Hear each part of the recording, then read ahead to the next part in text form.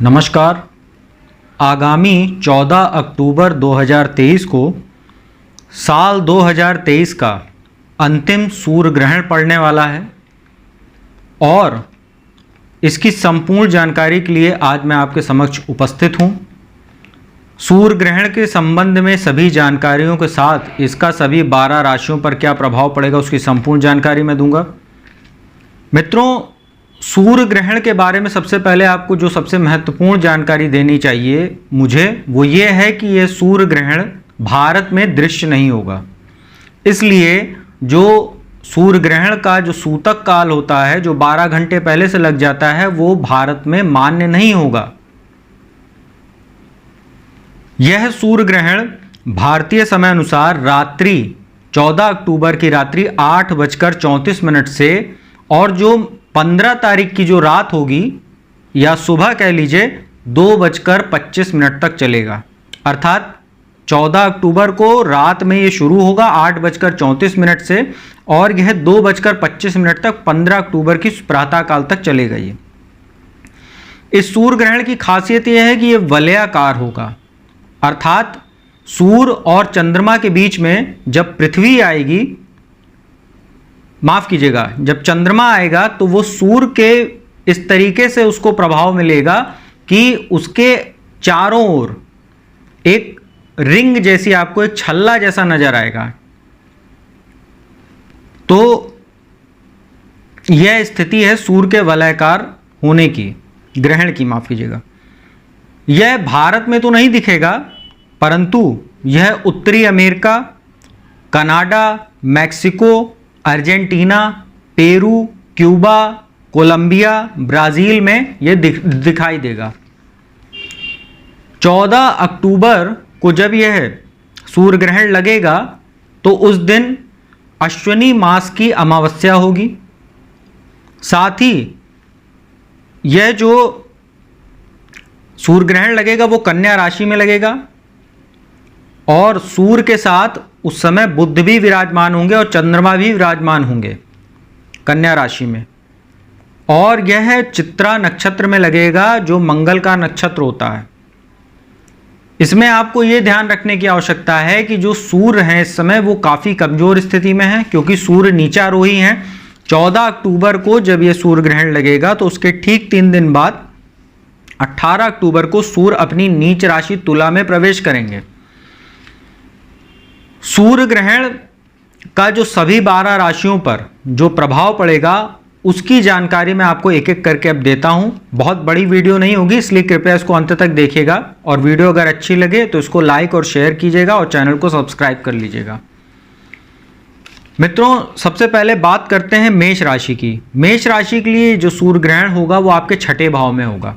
छठे भाव में सूर्य का गोचर अच्छा माना जाता है, परंतु यहाँ पर आपको ये ध्यान रखना है कि सूर्य नीचारोही भी हैं, परंतु इसके बावजूद भी आपके शत्रु शांत होंगे। आपके पुराने कर्ज आपको चुकाने में कहीं ना कहीं आसानी होगी और कोई प्रतियोगी परीक्षा आप देने जा रहे हैं अगले 15 दिनों में तो कहीं ना कहीं आपको ये सूर्य का जो ग्रहण है वो सफलता दिलाने का काम करेगा। साथ ही कोर्ट कचहरी से जुड़े मुद्दों में भी ये सूर्य का ग्रहण आपके लिए फायदेमंद साबित होगा। वृषभ राशि की बात करते हैं। चतुर्थेश होकर पंचम भाव में रहेंगे सूर्य और यहीं पर ग्रहण लग रहा है, तो संतान के स्वास्थ्य का, उसके साथ संबंधों का बहुत ध्यान रखिएगा। आपकी शिक्षा में अवरोध आ सकता है। अगले 15 दिन तक किसी भी प्रकार का शेयर बाजार, जुआ, सट्टा, शेयर लॉटरी में निवेश करने से आपको बचना चाहिए। साथ ही ये सूर्य ग्रहण आपके मान सम्मान को भी चोट पहुंचाने वाला रहेगा, तो कृपया अपने आचरण में और अपनी भाषा में काफ़ी संयम बरतिएगा। इसके बाद बात करते हैं मिथुन राशि की।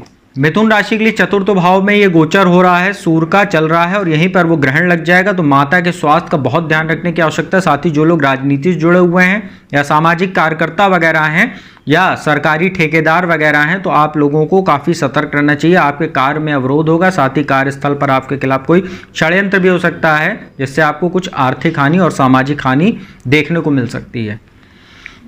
कर्क राशि की बात करते हैं। कर्क राशि आपके तीसरे भाव में गोचर होगा। यह आपके लिए बहुत ही अच्छा रहने वाला है। तीसरे भाव में सूर्य का गोचर आपके आत्मविश्वास में वृद्धि करेगा, विदेश यात्राओं के योग बनाएगा, मान सम्मान में वृद्धि करेगा और पिता का भी कहीं ना कहीं आपको सहयोग दिलाने का काम करेगा। सिंह राशि की बात करते हैं, आपके लिए यह जो गोचर है सूर्य का दूसरे भाव में चल रहा है, वाणी के स्थान पर यहीं ग्रहण लग जाएगा, तो कहीं ना कहीं आपको अपने वाणी पर संयम बरतने की आवश्यकता रहेगी। परिवार का माहौल ये खराब करेगा, साथ ही कहीं ना कहीं ससुराल पक्ष से भी आपके संबंधों को प्रभावित करेगा और संचित धन में ये कमी करने का सूर्य ग्रहण काम करेगा। तो अगले 15 दिनों तक काफी सतर्क रहिएगा और ये स्वास्थ्य को भी प्रभावित करेगा अष्टम भाव पर दृष्टि डालकर। तो आपको सिर दर्द, माइग्रेन, हड्डियों में दर्द जैसी समस्या भी देखने को मिल सकती है। कन्या राशि की बात करते हैं, आपकी ही राशि में ये ग्रहण लगने जा रहा है, तो आपको अतिरिक्त सतर्कता बरतने की आवश्यकता है। आपके लिए सूर्य नाश भाव के स्वामी होते हैं, आपके खर्च में बढ़ोतरी हो सकती है, मान सम्मान आपका कहीं ना कहीं प्रभावित होगा, परिवार का माहौल खराब होगा, साथ ही सूर्य की दृष्टि सप्तम भाव पर रहेगी, तो ये वैवाहिक जीवन को भी ग्रहण कहीं ना कहीं प्रभावित करने का काम करेगा। तो आपको इन सब चीजों से बचने की आवश्यकता रहेगी। तुला राशि की बात करते हैं, आपके लिए भी गोचर कोई बहुत अच्छा नहीं है। इस समय सूर्य का द्वादश भाव में गोचर कर रहे हैं लाभेश होकर, और यहीं पर वो ग्रहण में रहेंगे द्वादश भाव में, तो आपके लिए भी बेवजह की यात्राओं के योग बनेंगे, स्वास्थ्य प्रभावित होगा, आंखों में कुछ समस्या हो सकती है। साथ ही कोर्ट कचहरी जुड़े मामलों में सूर्य ग्रहण आपको अगले 15 दिनों तक कुछ मानसिक तनाव और खर्च में बढ़ोतरी दिखा रहा है। शत्रुओं में भी ये वृद्धि कराएगा और आपका स्वास्थ्य भी प्रभावित करेगा। तो तुला राशि वालों को बहुत सतर्क रहने की आवश्यकता है। इसके बाद बात करते हैं वृश्चिक राशि की। आपके लिए यह जो गोचर है सूर्य का वो बहुत अच्छी स्थिति में दशमेश होकर सूर्य एकादश भाव में गोचर कर रहे हैं, यहीं पर ग्रहण लगेगा। तो थोड़ा सा लाभ में आपको कमी जरूर देखने को मिलेगी, परंतु विदेश यात्रा के लिए अच्छे योग ये ग्रहण बनाएगा अगले 15 दिनों में। और थोड़ा सा आपको अपने संतान के स्वास्थ्य का और उसके साथ संबंधों का ध्यान रखना होगा। बाकी आपके लिए ग्रहण कोई बहुत ज्यादा चिंताजनक नहीं है।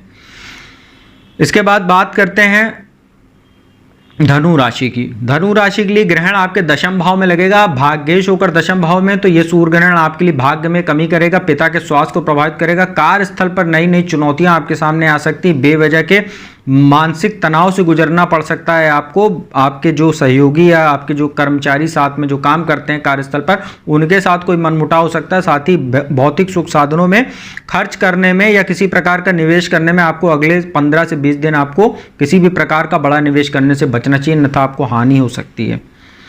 मकर राशि की बात करते हैं, आपके लिए जो सूर्य का ग्रहण है वो भाग्य स्थान में लगने जा रहा है, और सूर्य आपके लिए कोई बहुत कारक नहीं होते हैं, अष्टम भाव के स्वामी होते हैं, मार्केश होकर भाग्य स्थान में भाग्य में कमी करेगा, धर्म कर्म में आपकी रुचि घटाएगा, आत्मविश्वास में कमी करने का काम करेगा, छोटे भाई बहनों से संबंधों को प्रभावित करेगा, मित्रों से धोखा दिलाने का ये सूर्य ग्रहण आपको काम कर सकता है। साथ ही आपके ऊपर 7.5 का अंतिम चरण भी चल रहा है, तो अपनी वाणी पर भी आप काफी संयम बरतिएगा, अन्यथा ये ग्रहण आपके लिए तमाम तरह की चुनौतियों को जन्म देने वाला रहेगा।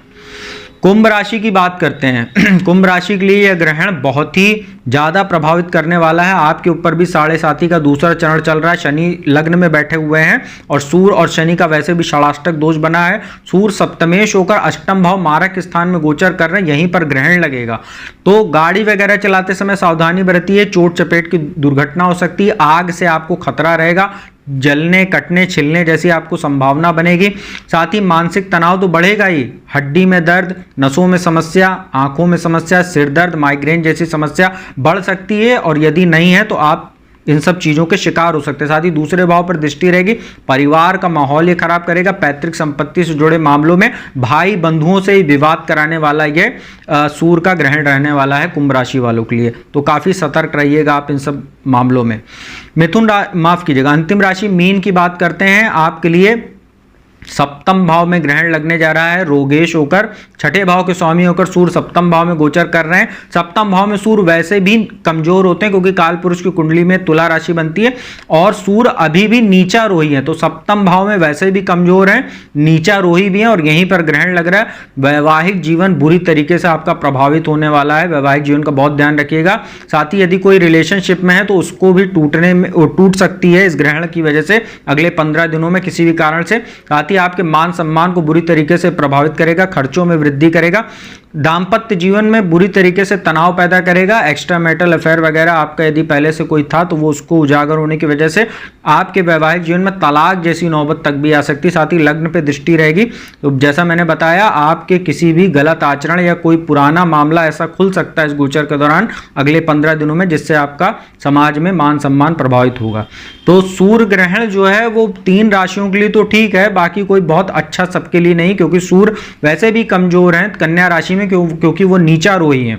अगले 3 दिनों में 18 अक्टूबर को वैसे भी तुला राशि में चले जाएंगे, जहां वो वैसे भी कमजोर होने वाले हैं और वैसे भी नीचा रोही है कन्या राशि में। तो ये ग्रहण कोई बहुत अच्छा नहीं है सभी राशियों के लिए यदि इसका विश्लेषण किया जाए तो। उपाय की बात कर लेते हो तो हर दिन आप लोगों को सूर्य को जल देना चाहिए। प्रातःकाल स्टील या तांबे के लोटे में जल भरकर उसमें चुटकी भर हल्दी डाल लीजिए, तो इससे आपको कहीं ना कहीं राहत मिलेगी। ओम घृणी सूर्याय नमः इस मंत्र का जाप करते हुए सूर्य को अर्घ दीजिए और वहीं खड़े होकर सूर्य का गायत्री मंत्र ओम आदित्याय विद्महे दिवाकराय धीमहि तन्नो सूर्य प्रचोदयात्, इस मंत्र का जाप करते हुए आप लोग जो है 11 या 21 बार इस मंत्र को सूर्य को देखते हुए हाथ जोड़कर वहीं पर इसका जाप कीजिए, तो आप लोगों को सूर्य की कृपा प्राप्त होगी और ग्रहण में कहीं ना कहीं कुछ राहत भी देखने को आपको मिलेगी ग्रहण के बाद जो अगला 15 दिन आने वाला है। तो मित्रों, उम्मीद करता हूँ वीडियो आपको अच्छी लगी होगी। तो वीडियो अच्छी लगी तो चैनल को सब्सक्राइब कीजिएगा, बगल में बेल आइकन का बटन उसको प्रेस कीजिएगा। और जो भी जहाँ तक कुंडली विश्लेषण कराना चाहता है मेरे माध्यम से, तो मेरा नंबर डिस्क्रिप्शन स्क्रीन दोनों पर उपलब्ध है, उस पर संपर्क करके आप लोग अपॉइंटमेंट ले सकते हो और मेरे द्वारा कुंडली विश्लेषण का लाभ देश दुनिया के किसी भी कोने से प्राप्त कर सकते हो। तो अब मैं अपने वाणी को यहीं विराम देता हूँ। अगली वीडियो में आपको किसी नए विषय के साथ जल्दी मिलूंगा, तब तक के लिए ओम नमः शिवाय।